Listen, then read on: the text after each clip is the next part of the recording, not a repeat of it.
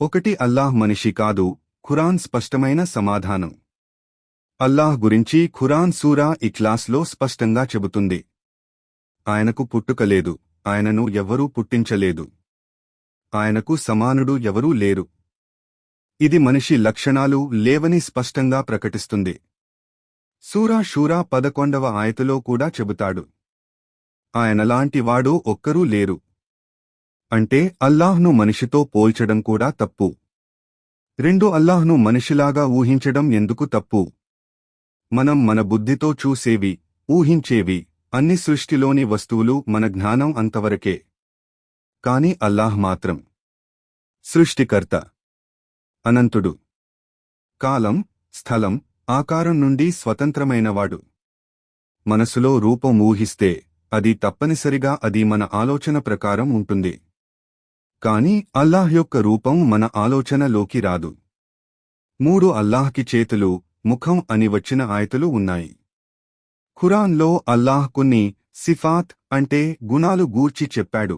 ఉదాహరణకు చేతులు, ముఖం, కళ్ళు. ఎహ్లే సున్నా ప్రకారం వాటిని అర్థం మార్చకుండా, రూపం నిర్ధారించకుండా అల్లాహ్కు తగిన విధంగా అంగీకరిస్తాము. అవి మనిషి లక్షణాల్లా కాదు. అల్లాహ్ సృష్టించిన వాడిలాగా ఉండడు.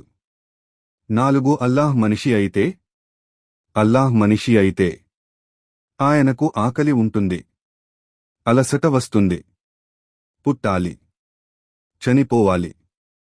ఇవి సృష్టించబడిన వారి లక్షణాలు అల్లాహ్కు అసంభవం. అల్లాహ్ సూరా బకరాలో చెబుతాడు, ఆయనకు అలసట దరిచేరదు. మనిషి అంటే బలహీనత. అల్లాహ్ సర్వశక్తిమంతుడు, ఆయనకు బలహీనత ఎలా ఉంటుంది? 5 ముగింపు. అందువల్ల అల్లాహ్ మనిషి కాదు. అల్లాహ్ సృష్టిని పోలి ఉండడు. అల్లాహ్ సృష్టికర్త, అనంతుడు. ఆయన రూపం మానవ మస్తిత్కాలకి అర్థం కాదు. అల్లాహ్ను మనిషితో పోల్చడం ఇస్లాంలో తప్పు. ఖురాన్ స్పష్టంగా ఆయనలాంటివాడు ఎవరూ లేరు.